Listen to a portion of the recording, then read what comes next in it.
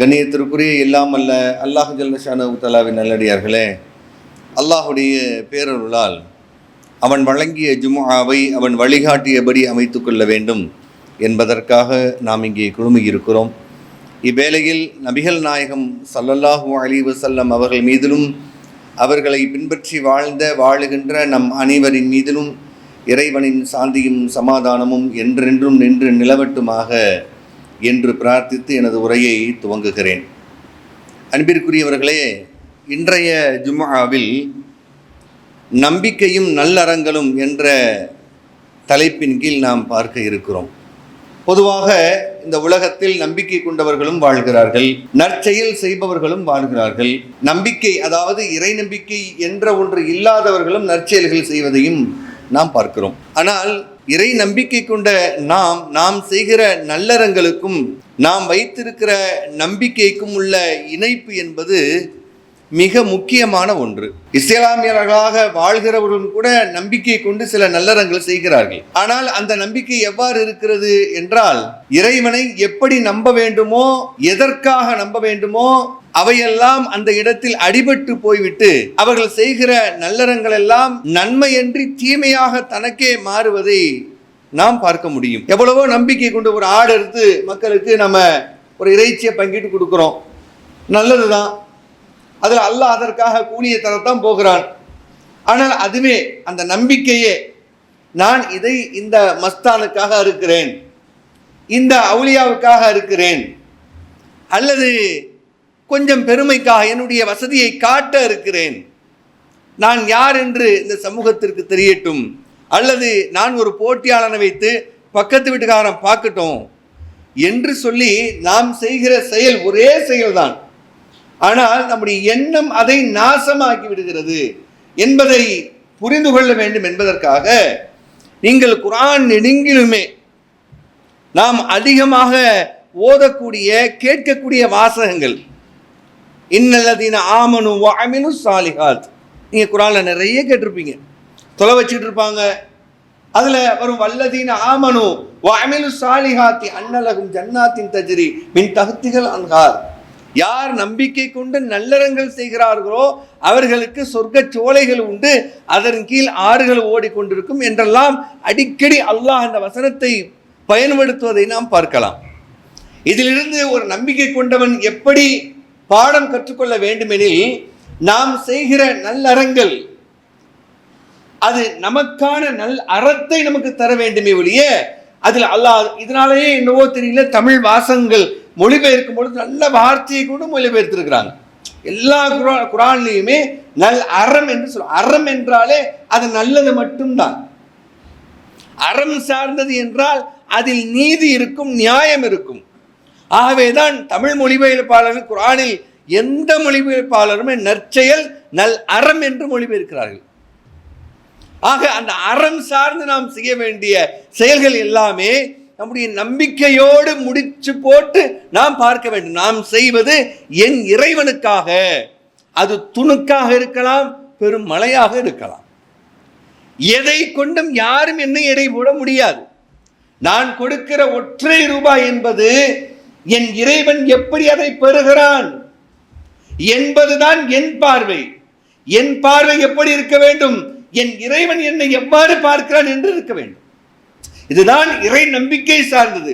நம்பிக்கை கொண்டு நல்லறங்கள் செய்வது. அல்லாஹ் ரப்பல் ஆலமீன் திருக்குர்ஆனில் சொல்லும் பொழுது வல்லதீன ஆமனு வ அமிலு ஸாலிஹாத்தி, யார் நம்பிக்கை கொண்டு நல்லறங்கள் செய்கிறார்களோ அவர்களை சனுதுகுலுகும் ஜன்னாத்தின் தஜ்ரி மின் தஹ்திஹல் அன்ஹார், அவர்களை சொர்க்கத்தில் நாம் நுழைவிப்போம்.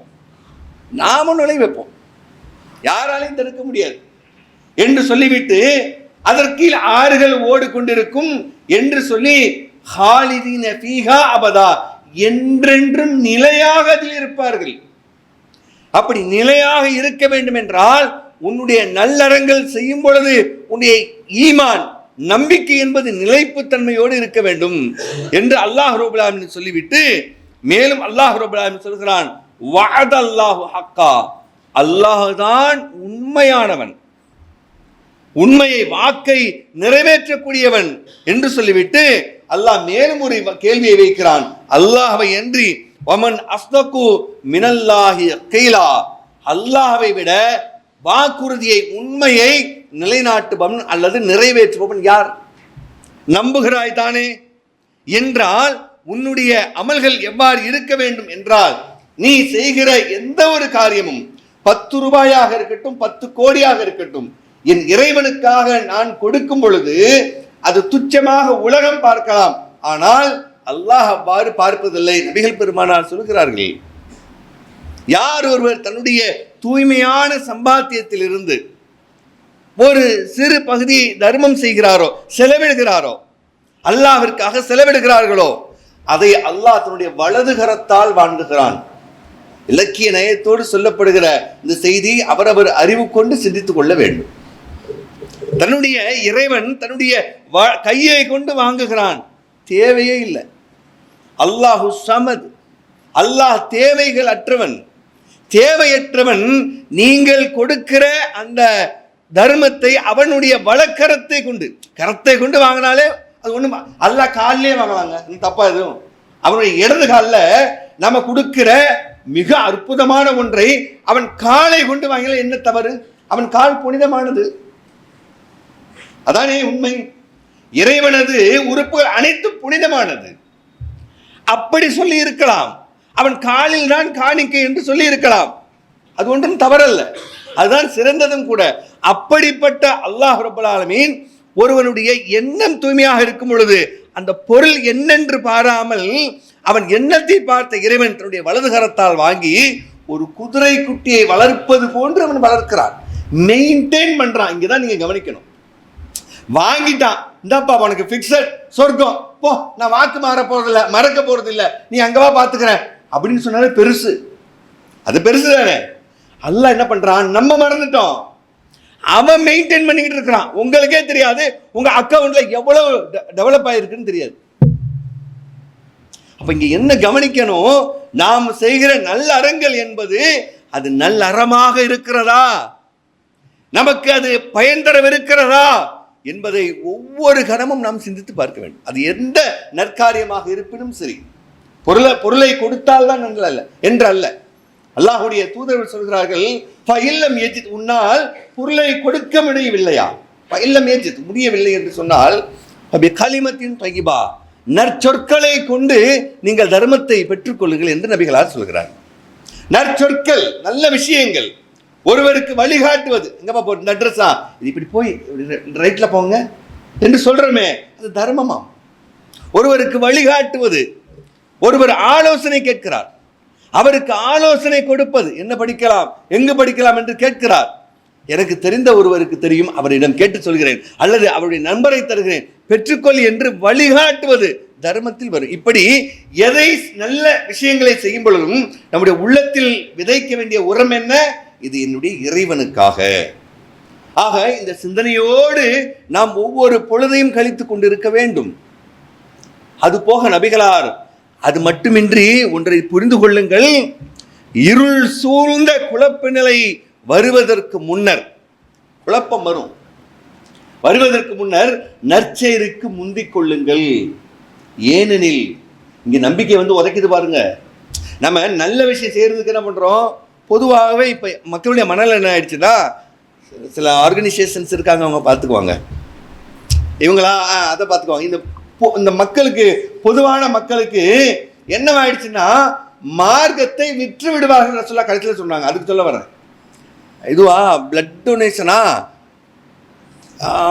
அவங்க ஒரு நம்பர் இருக்கு, அவங்க பார்த்துக்குவாங்க, இதுவா கல்வியா அவங்க பார்த்துக்குவாங்க, எல்லாத்துக்கும் ஒரு அமைப்பு இருக்கு, இயக்கம் இருக்கு, அவங்க பார்த்துவாங்கிற அந்த பொது புத்தி பொதுமக்களுக்கு நல்லா புரிஞ்சு போச்சு.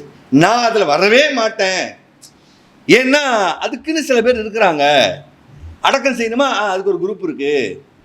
குரான் வேணுமா, அதுக்கு ஒரு குரூப் இருக்கு. குரானுக்கு எனக்கு சம்பந்தம் இல்லை பாருங்க. இப்போ மக்களுடைய மனநிலை அவ்வாறு போய்விட்டது. ஆனால் மிக பெரும் பிழை அது. நபிகளார் சொல்றாங்க, இருள் சூழ்ந்த குழப்ப நிலை வருவதற்கு முன்னர், அந்த வார்த்தை நீங்க எதையுமே நல்லா கூர்ந்து கவனிச்சிருங்க. குழப்ப நிலைன்னு சொல்லிட்டு போயிருந்திருக்கலாம் அல்லாஹ்வுடைய தூதர். அப்படி சொல்லாம இருட்டில் எதையாவது கண்டுபிடிக்க முடியுமா? வெளிச்சத்தில் இது பொருள், இது சாவி, இது மைக்கு, இது ஃபோனு தெரிஞ்சிருச்சு. எது எங்க இருக்கு இருட்டில் தேடுவோம்ல, அந்த மாதிரி குழப்பத்தில் உன்னால் கண்டே பிடிக்க முடியாதுன்னு சொல்றாங்க ரசூலுல்லாஹ். நீ நினைச்சுக்கிட்டு இருப்ப நான் தான் தெளிவா இருக்கேன்னு, உன்னால முடியாது.